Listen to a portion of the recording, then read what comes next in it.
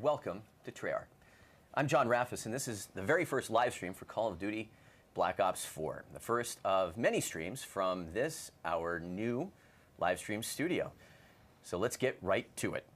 On May 17th, we revealed Black Ops 4 to the world, and next week we've got E3, where we will have 4 playable multiplayer maps on the show floor.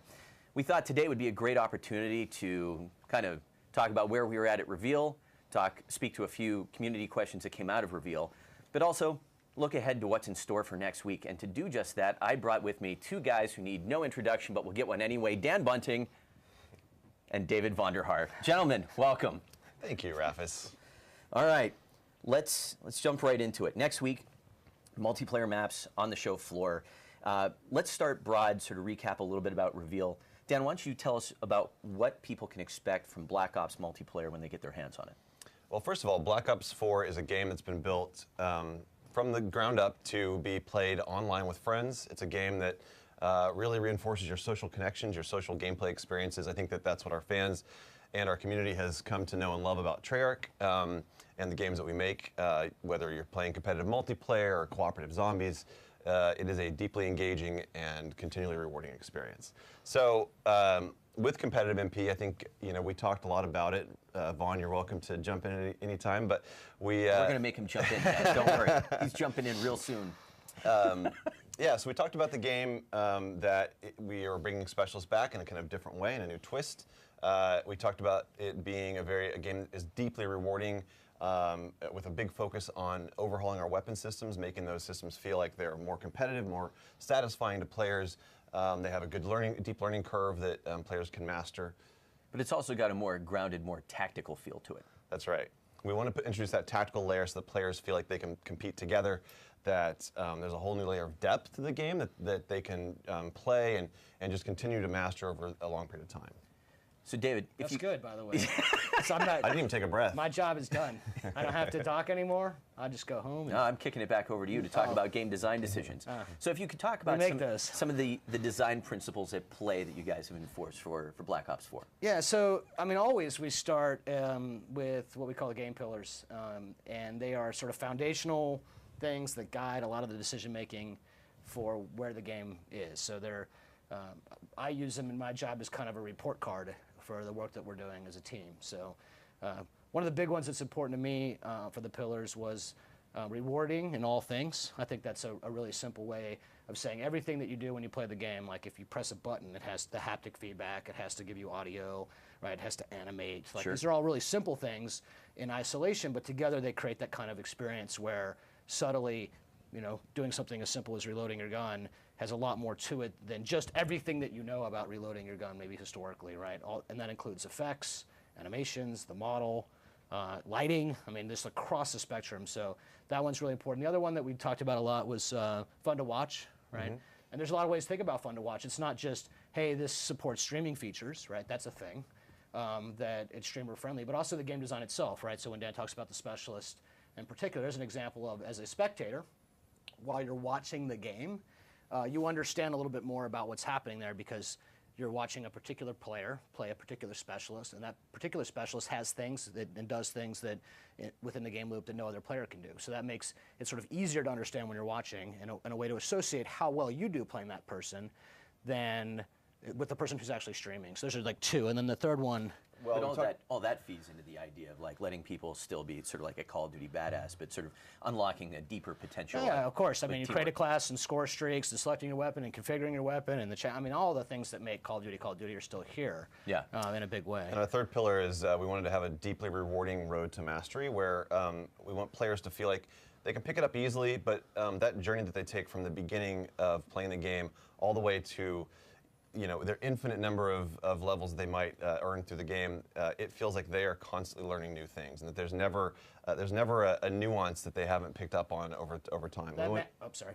Well, that's it. I mean, and we want the game to be learnable. So that was, it's a big kind of guiding principles. We want everything that you put into the game needs to be done in a way that's predictable, so players can figure it out over time. They can learn how to do it. They can master it themselves. And manifests itself in, say, like the weapon design, where every weapon, and we like to say it's its own unique snowflake, but it's its own really modeled after the concept of a brand or modeled after the concept of a character itself. So, you know, it's not just mastery of I unlocked all the attachments for this weapon, but I unlocked all the attachments for all of these weapons, and that path to that mastery is actually not exactly the same, right? So in a way, we took a lot of the stuff that we were really good at in the systems, like putting nice things in nice clean boxes that are easy to understand, and we sort of opened them up and cracked them open a little bit. So, and this is a small example of Road to Mastery there. It's also specialist and how they combine together, right? So on day one, you might not even realize that if you have a character with a healing capacity of any sort, and then you combine that with a, you know, someone like Firebreak, what that does. So you'll see this sort of interweaving through the entirety of the game design, and that, you know, that's been quite a journey. And that also like finds its way into more nuanced elements like predictive recoil. Yeah, Yeah, that's a perfect example of a kind of an overhauling a system that we've lived with in our games and the franchise for many, many, many years. That we wanted to kind of challenge what assumptions this game is built on, and then fulfill that that pillar that we have. That you're going to have a game that's deeply rewarding and a game that has a long road to mastery. So, you know, predictive recoil is an example of just another layer of changing a core mechanic to give players something that they can learn over time, that they can understand, that gives them that predictability that they can master over time. And at the same time, when you take predictive recoil and you combine it with the progression, the way that the guns progress, and you mix it with sort of how they all interplay and the long range, and then you get the combat loop that you can sort of, for us, is really important to take a crack at what does the combat loop look like, where does it modify, at what stages does it modify. That's how you end up with something like the need to self-heal, you know, to start initiate your own heal. So it's interesting because when you talk about features, it's like the simple way to talk about features is to say we have a feature that is that you have to initiate your own heal, right? And in isolation, that seems like, well, okay, well, you know, maybe that would be okay, right? But it's the totality of the experience of the features and how they all interweave together, and that's a very tough story to tell when you're on stage for, you know, 10 minutes for the public reveal, but something that I'm personally excited about being able to come into the studio that you built, the house that John built, that's quite gorgeous, and, you know, we can maybe dig a lot deeper for folks who are curious about those no things. time limits, David. No time limits. There is some time limits. There is the fact where we have to finish the game, but sure, you know, I like that. So if you want to kind of get into the weeds a little bit with us, this is the place to be, I think. Yeah, that's the beauty of doing a live stream like this, is that, you know, we do have a very tight time window to be up on stage and explain everything about the game in a compact 5 to 10 minute session. But we come here, we get to say, why do we make these decisions? Yeah. What's the motivation behind it? How do they all interconnect together? Yeah. Right. So you get maybe the better journey, or the more detailed version of that journey and how they tie together. Well, let's take that idea and apply that to something that you raised, which was the regenerative health. So coming out of Reveal, there were a couple questions around health regen. We put up a Reddit post that tried to outline some answers. There were still a couple follow-up questions that came out of that post. Perfect. This is exactly in my wheelhouse. So first, I mean, let's just start broadly from like a design perspective. Like, what is the player benefit? What's the player benefit for having to trigger health regeneration? Yeah, so there's so many ways to answer this question. I'd like to try my version, and then you can maybe take your perspective on this. So from my perspective, you have a fan base that extends Black Ops, Black Ops 2, Black Ops 3. And all of those players, some love 1, 2, 3, some love all 3, some love various combinations, right? And in some universe, you would want Black Ops 4 to be a game that all of those players can really engage with. If you loved 1, maybe we can get you to love 4, but not necessarily isolate a guy who loved 3. So throughout the Black Ops history, there was various degrees of lethality, right? So the first game was maybe a lot less lethal, or the time to kill was longer than 3. So you get to kind of balance that out by saying, hey, tactical players, they have a decision-making point within the combat experience that they have to initiate, right? So if the other guy's not thinking about health, the way a tactical player might think about health, that tactical player has a chance to compete against a high-skilled guy. A guy with great gun skill, I might say. So it's really about tactical decision-making within the combat loop, which changes the pace of that loop, so it puts pauses in it, and really puts the player in control of that combat loop, as opposed to the game says, you will now heal, right? And now we say, you will heal, you will decide when to heal. So if you're a game designer, being able to kind of take the things out. The game needs to do things, it needs to work, it needs to maintain the rules, but ultimately giving player agency over things is always been kind of a step from Black Ops to 2 to 3. We've been continuing to find ways throughout the history of our development with Black Ops, right? Same thing with Create a Class, right? Same thing with many features. How do you just let the player have control over what that experience is when you can and when it makes sense? That was a long-winded answer, I think. It was beautiful. It was poetic, David. Thank you. Another thing to add to that is that it introduces a point of tension in the game in the combat loop.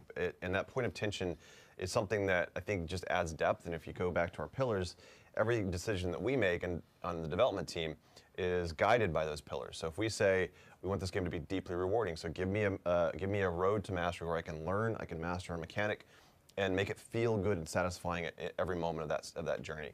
Then we look at every decision that we make and every kind of system and feature that exists in the game, and something like heal is something that it removes that decision point. It doesn't let you kind of stop, pause, rethink, reposition yourself in a combat engagement.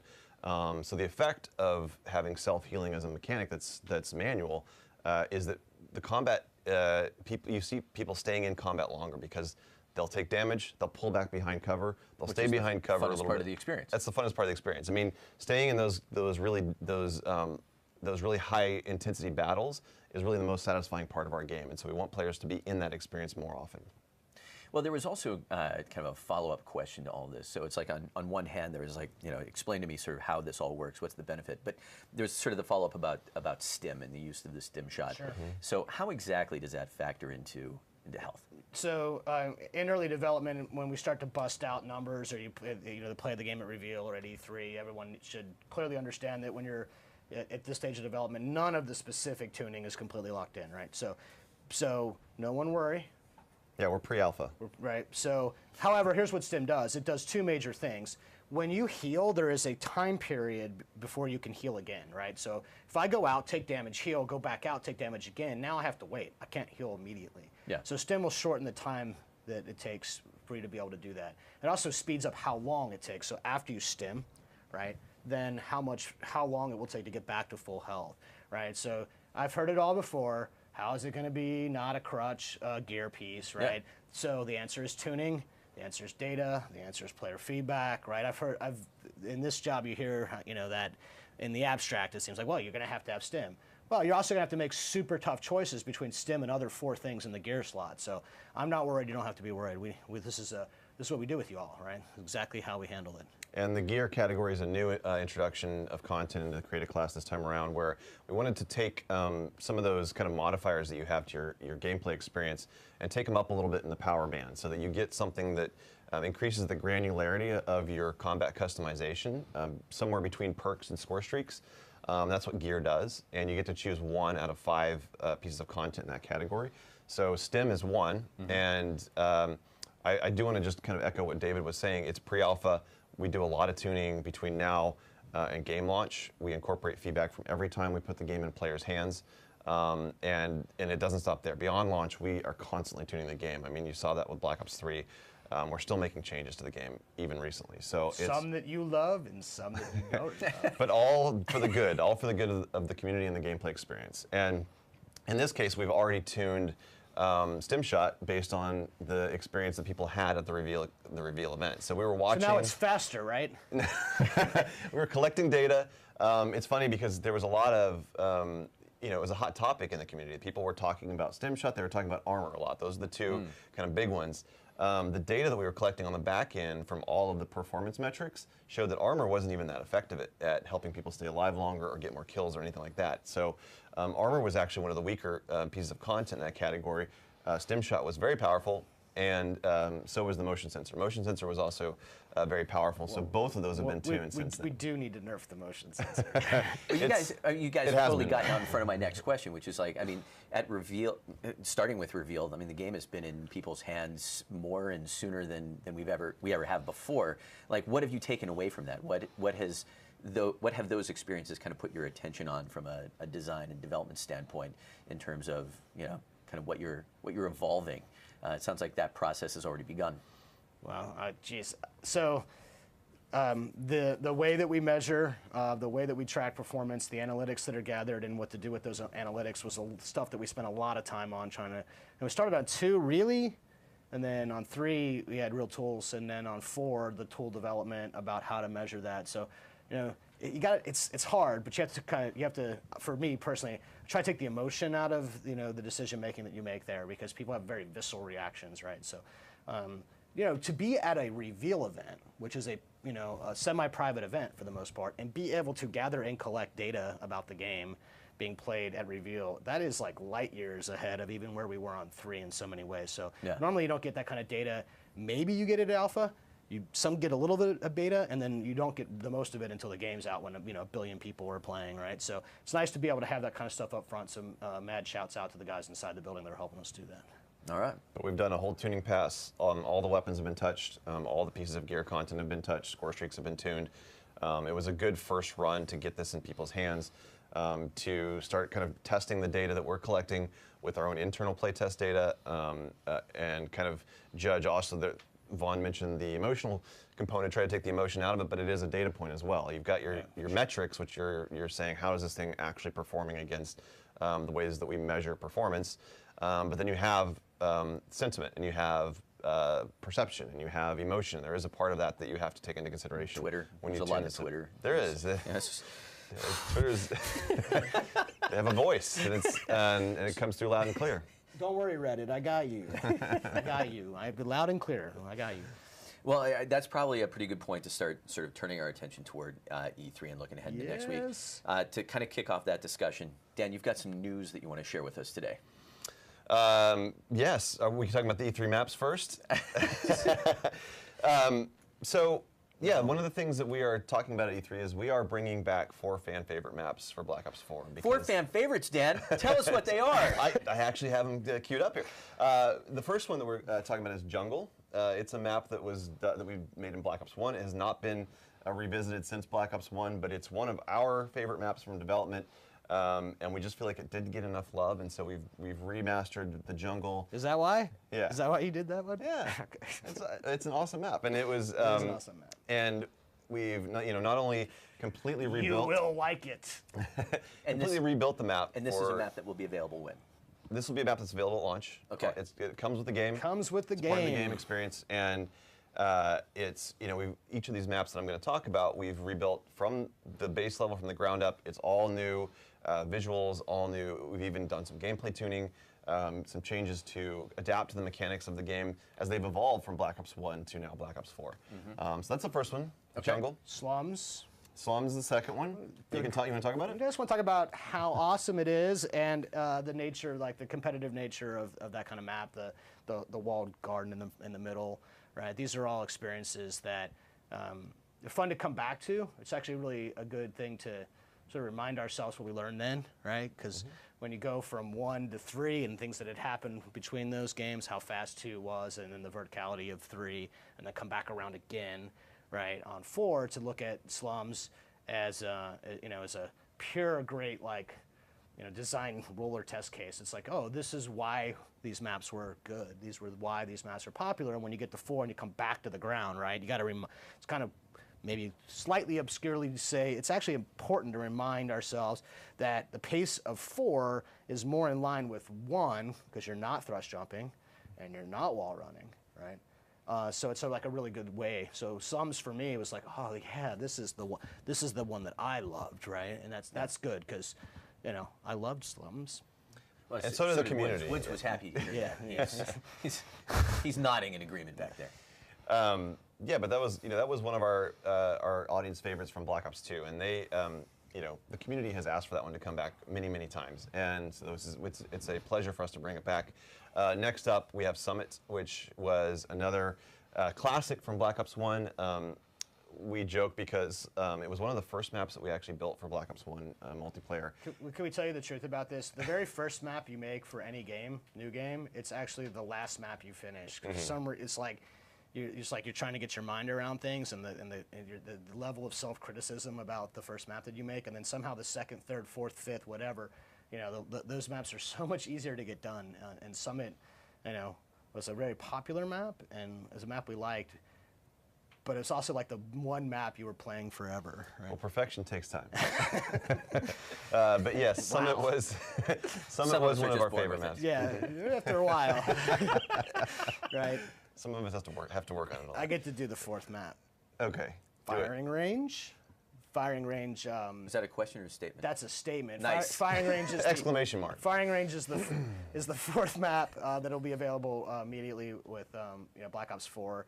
Another kind of really good sort of anchoring map, right? I mean, Nuketown's a very popular map in our history for different reasons, but Firing Range is like a classic sort of engagement, sort of, the first time we got really comfortable with the idea of parallel laning, which is the concept of there's a structure and you can move through the structure in the same direction that you can also move through on the outside of that. What the fans, what the kids say, wall banging, you could wall bang in that map very well.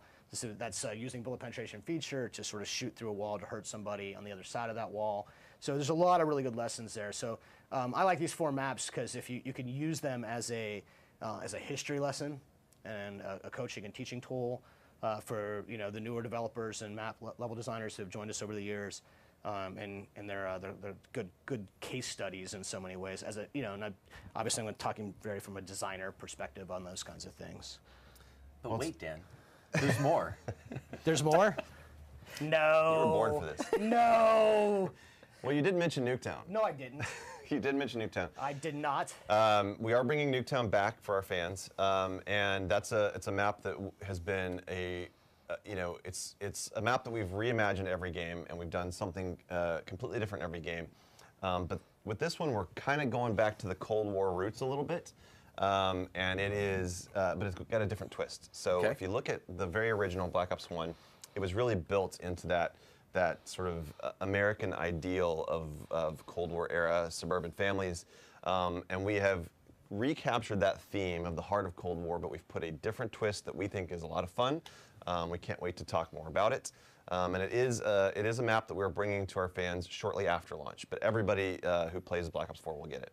That map was designed by Adam Hoggett, level designer for MP, who recently celebrated literally his 10-year anniversary at Treyarch. Congratulations, Adam. Also, if I have to talk to you about Nuketown one more time, I'm just going to fall over. All right, so I ran into him in the parking lot yesterday, and I'm like, thanks, bud. Still talking about Nuketown. Got to talk about it tomorrow. So... Look, I'm going to have to ask you to dial it back there a little bit, David. Yeah, I think it's fun for us to joke about, and it's fun for us to do different things to it. Some of which Dan's alluding at, and there's more to that still. So it is the perfect map for us to manipulate to serve our will, right? So that's why I still love Nuketown, and we know that the fans love Nuketown. Very cool. They do. Want to keep the map discussion going. Want to turn our attention to the 4 maps that will be available on the show floor. First, want to give a little shout out to Zombies. As you may recall, Jason and Craig showed up at Reveal to share information about the Zombies offering for Black Ops 4. Biggest Zombies offering ever, with 3 experiences on disc, 9 Voyage of Despair, and a sweet coming-of-age tale, Blood of the Dead. Anyway, Jason, and possibly some friends, will be on hand Wednesday, June 13th at 1:45 at the Novo at LA Live to speak with the one and only Jeff Keighley about Zombies, past, present, and some future. So make sure to tune in next Wednesday. Keep an eye out on our social channels. We'll let you know when to tune in for that. Jason and Craig could not be here with us today. I have a sneaking suspicion that immediately following the stream there will be a little message from Jason up on our blog post that will shed a little more light into where they're at and what they're up to. In the meantime, back to multiplayer. Guys, sorry, I think I was like reincarnated from Ron Burgundy at some point. All right, 4 maps, show floor. We got a lot to talk about here. We got some map fly-throughs, a brand new map that people haven't seen yet, which we will get to. Let's first start with Contraband. Contraband, yes. So Contraband was one of the maps that everyone saw at Reveal. Yep. It is based on a tropical island off of the coast of Colombia, where an international arms smuggling ring is based. And so it's a really exciting map. It's a lot of fun. Has a very kind of jungly type of vibe, very ocean vibe. This isn't spring break material. This is This is not a spring break party. There might be pirates here. Oh God. There are no pirates. No pirates. So, just kidding, no pirates.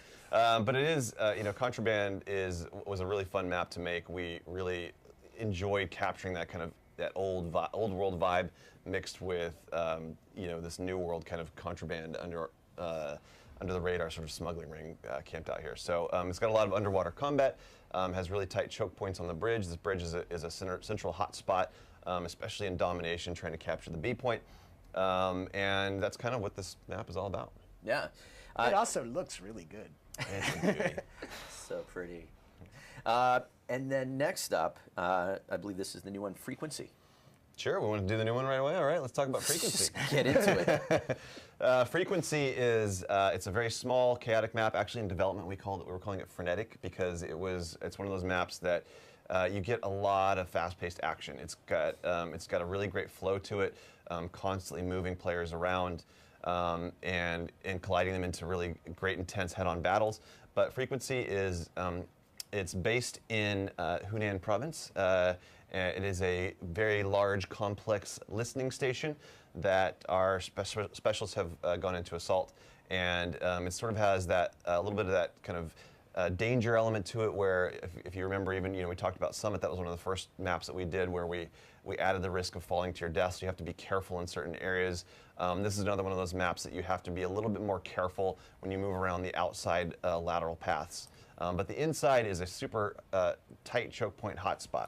Yeah, large. You say large, so the complex is large. The map itself. The map is tight. Yeah, this is frenetic. One of our smaller ones. Yeah, it's intensely chaotic in the center. Need to talk to our production team. I hope I'm getting this right, but I believe that this is the map that will feature the new mode Control on. Can you tell us a little bit about Control and how the mode works? Yes, Control. So Control is a new game mode that we've introduced in this game. We've designed it with the goal from the beginning of really bringing out the best of the tactical gameplay that we have in this game, and kind of enhancing the roles that the specialists play in combat, where you can really, your team is going to work together whether they mean to or not. And that was one of our goals in this game, is that we wanted to introduce more teamwork without forcing it on players, let players kind of just play the game, enjoy it.